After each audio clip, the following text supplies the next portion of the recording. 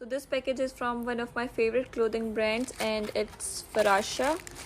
They've sent in this very beautiful 3-piece stitch suit. This is the shirt. It's fully embroidered. इसकी neckline embroidered है. These are the sleeves. इधर ये organza का लगा हुआ patch.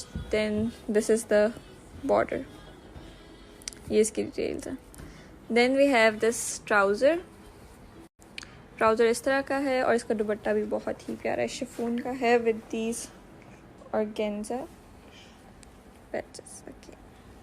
I'm sure you guys remember this makeup organizer जिसके बारे में मैंने स्टोरी में पूछा था कि कहाँ से मिलेगा.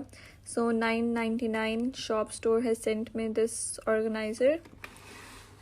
इसकी क्वालिटी काफ़ी अच्छी है. एक इसकी ये स्टोरेज की जगह है. Then we have these drawers over here. मैंने अभी इसको बहुत रफ सा सेट किया हुआ, अभी मैंने इसको ठीक से सेट नहीं किया, बस इसमें थोड़ी सी चीज़ें लगा दी ताकि आप लोगों को आइडिया हो जाए. ठीक है. Then we have this.